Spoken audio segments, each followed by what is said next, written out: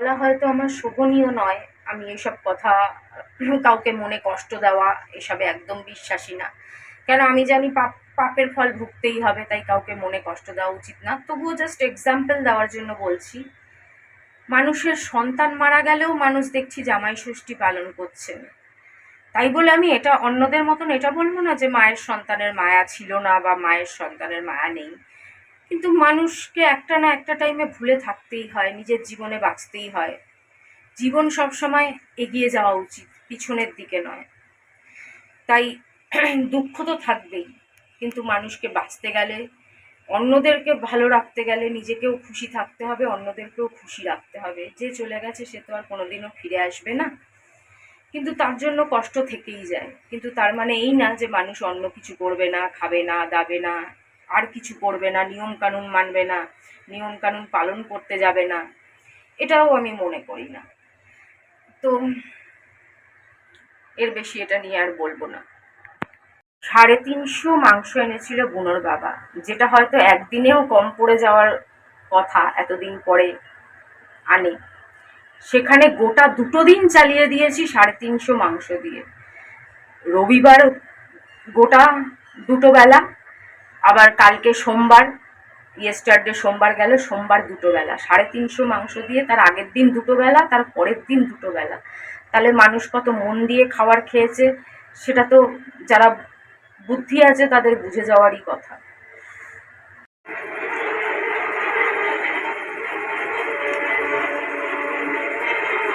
তাহলে বুনোর বাবাকে শশা দিয়েছি, শশা খাবেন না উনি। কেন? শশা খোলা রাখা ছিল। খোলা রাখা ছিল তো কি হয়েছে, দেওয়ার সময় তো ধুয়েছি। ফলও তো ধুয়েই খায় মানুষে, ফলও তো সারাদিন খোলা পড়ে থাকে বাজারে, মানুষের হাতে, অমুকে তমুকে, তারপরে সেটা আমরা বাড়িতে এনে জল দিয়ে ধুয়ে খাই। তো এটাও জল দিয়ে ধুয়েছি। শিক্ষিত মানুষ, সারা জীবন হোটেলে খেয়ে বড় হলো, হোটেলের মুখ খেয়ে এখন আমার নাটক করছো। খাচ্ছে দেখো না, আর ছেলে ওদিক থেকে ঘুমিয়ে এদিকে মুখ করে সব ফলো করছে কে কি খাচ্ছে। ওর জন্য কুটকু একটুখানি মটনের মেটে রেখেছি। বেচারা ভাত খায় না, শরীরে কিছু নেই, শরীরে শুধু কটা চামড়াও নেই। Morning, good morning, good morning, welcome back to my channel Moumita বসা। কিছু আতেল মার্খা পাবলিক আছে, তাদেরকে কি বলবো, মানে কোন লেভেলের তারা বান্ডু যে আমার মানে বলারও কিছু নেই এদেরকে। এদের অবাক মানে প্রশ্ন শুনে আমি বুঝতে পারি না যে এরা নর্মাল না অ্যাবনর্মাল।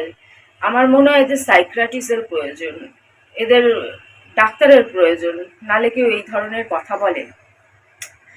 সে আমায় কমেন্ট করে গেছিল কি, নিজে মাছ মাংস খাচ্ছে আবার পায়রার প্রতি মায়া দেখাচ্ছে। আমি ড্যাম শিওর যে চুলটা মনে হয় পায়রার মাংসও খায়, আর নয়তো সে ভেজ, দুটোর মধ্যে একটা। আচ্ছা বন্ধুরা, তোমরা বলো, আমরা বাঙালি, আমাদের ছোটবেলা থেকে যেরকম খাদ্যাভ্যাস আমরা সেরকম খাই।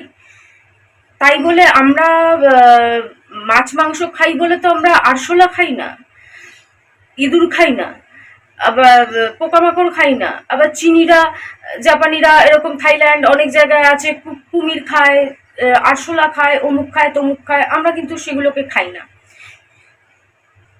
আমাদের খাদ্যাভ্যাস যেরকম আমরা সেটা খাই।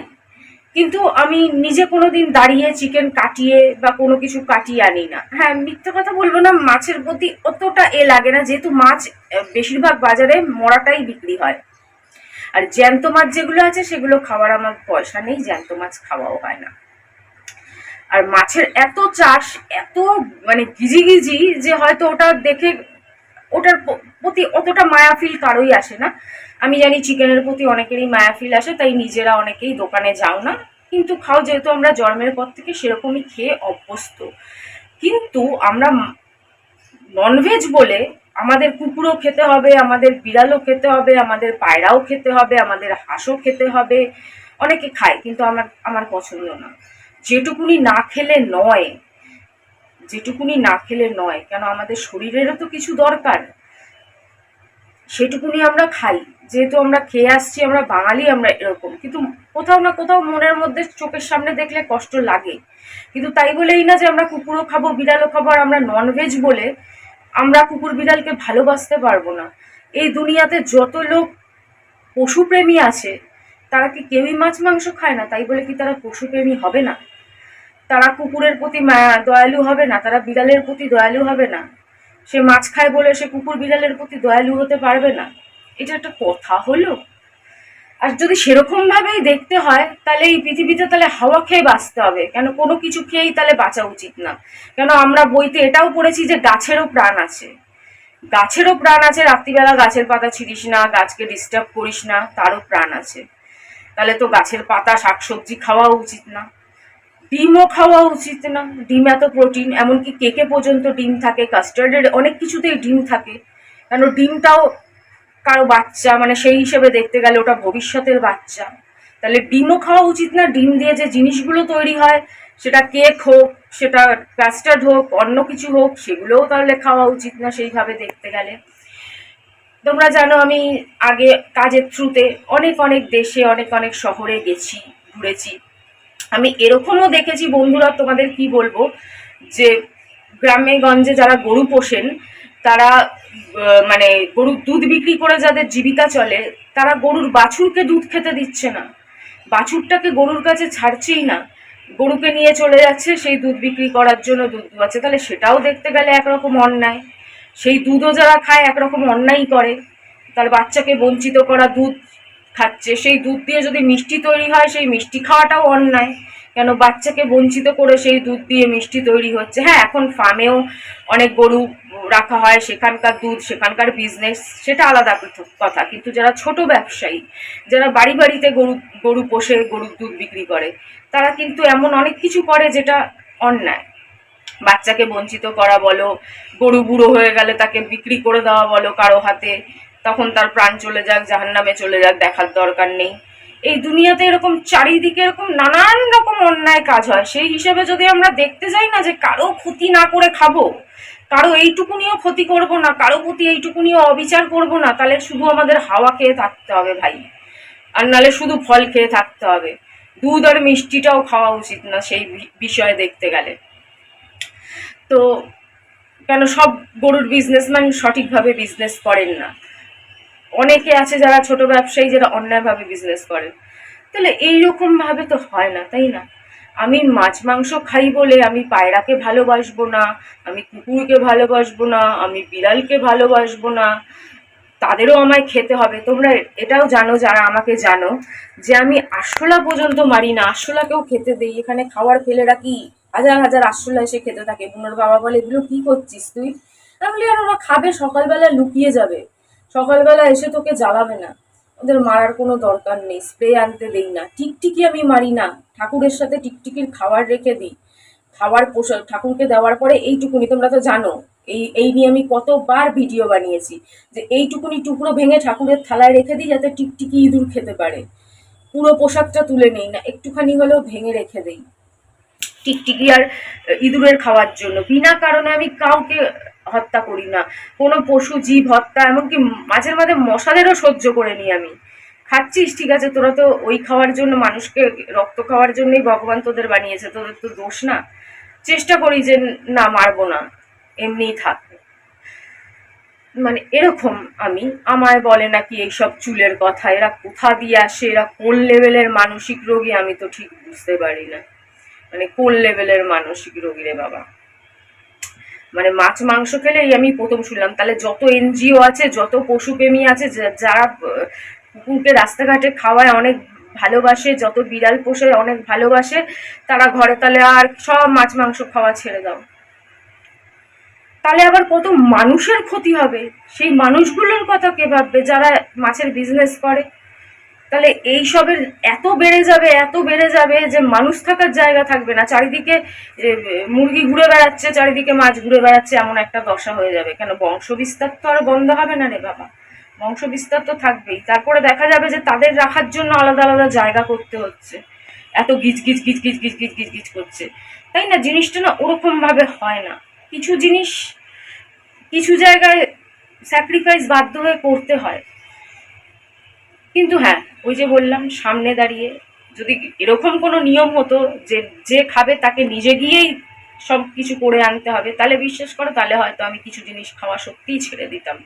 কেন, আমি মরে গেলেও না খেয়ে থাকলেও নিজে চোখের সামনে গিয়ে আনতে পারবো না। মাছটা আনতে পারবো, বাকি বাকি জিনিস আমি নিজে চোখের সামনে দেখতে পারবো না, তাহলে আমি খাওয়াই বন্ধ করে দেবো। এরকম ভাবে কি করব? আমি দুধ খেতে পারি না, আমি পনির ভালোবাসি না, আমি শাকসবজি রান্না করতে পারি না, বুনোর বাবাও খায় না, তো কিছু করার নেই তো। তাই ওরকম আবাল আর চুলের কথা না তোদের কাছে রেখে দে। তোরা যে কোন স্কুলে পড়ে পাশ করেছিস, কোন বই থেকে তোদের শিক্ষা, আমি সত্যি আমি ভেবেও পাই না। এদের উত্তর দেওয়াটাই মাঝে মাঝে আমার বোকামি হয়ে যায়। তারপরে ভাবি না, উত্তর দেওয়াটাও তো এক ধরনের কন্টেন্টই হলো, তাই উত্তর দিয়ে দিয়ে চুলগুলোকে এই চুলগুলোকে চুলের উত্তর না দিলে এদের শান্তি হবে না। তাহলে যারা বাড়িতে বিড়াল পুষছো, কুকুর পুষছো, তারা মাছ মাংস খাওয়া তাদের অপরাধ। ওরে বাবা রে বাবা, পেয়েছি তারপরে আবার খাবার খেয়েছি কেন? আরে বাবা, আমার বাবা, পৃথিবীতে কোন মানুষ আছে যে তার বাবাকে ভালোবাসে না? আমার বাবা যেদিন মারা গেছিলেন, রাত্রিবেলা বাড়িতে এসে আমি দুটো খাবার খেয়েছিলাম। মানে যে বলেছে তার গোষ্ঠীতে মনে হয় এখন অব্দি সবাই অমর, তার গোষ্ঠীতে কেউ মরেনি। আর গোষ্ঠীতে মারা যাওয়ার পরে ও মনে হয় না খেয়ে খেয়ে, এক একজন গোষ্ঠীতে মারা যায়, দুঃসম্পর্কের হোক কাছের সম্পর্কের হোক, ও মনে হয় 1 মাসের জন্য খাওয়া বন্ধ করে দেয়, যেই কমেন্টটা করেছে। আরে ভাই, স্বামী মারা গেলে মানুষ খান, আর খাবেন না কেন? নিজেকে তো বাঁচতে হবে, অন্যের জন্য তো বাঁচতে হবে। বাকি পায়রাগুলো আছে, বাকি কাকগুলো আছে, বুনো আছে, রাস্তাঘাটে কেউ সামনে খেতে এলে তাদের বিস্কুট খাওয়াই, তাদেরকে খাওয়াবে তোর বাপ, না তোর নাম, না তোর ভাতার? এদের জন্য না, সত্যি এদের জন্য মুখ আর মানুষের ঠিক থাকবে না। মানে কি বলবো, এখানে নিজে গিলে অন্যকে এসে ভাষণ দেয়। এইসবের হাত দিয়ে জানি না একটা বিস্কুটও গলে কিনা, তারা আবার অন্যদের জ্ঞান মারাতে আসে। বাকি পায়রাগুলো আছে, নিজেকেও খেতে হবে, নিজেকেও বাঁচতে হবে, আর অন্যগুলো যেগুলোকে আছে সেগুলোকেও খেতে দিতে হবে। তোদের মতন অন্যের কমেন্টে এসে অন্যের পিছনে কাঠি ঢোকালে তো আর হবে না, চলে যাবে না। তোরা ঘরের খেয়ে সারাদিন মনের মোষ তাড়াস, তার জন্য তোদের মা বাপ জন্ম দিয়ে তোদের ছেড়ে দিয়েছে, কিন্তু আমাদের তো সেটা করলে হবে না। যে খেতে চাইবে তার নিজের ক্ষমতা মতন তাকে হেল্প করতে হবে, আর তার জন্য নিজেকেও খেতে হবে, বাঁচতে হবে, সুস্থ থাকতে হবে। না আমি যদি খাটে পড়ে যাই, আমার পায়রাগুলোকে তোর বাপ এসেও খেতে দেবে না, তুই এসেও খেতে দেবি না, তোর নাং ভাতাররাও এসেও খেতে দেবে না। তাই আমি খাবো, আমার কষ্ট হলে আমি বলবো, সেটা আমি দেখাবো, তোমার আমার বন্ধুদের সাথে আমি শেয়ার করব, তোদের ভালো লাগলে দেখবি, না দেখলে চোখে পট্টি করে কেটে পড়।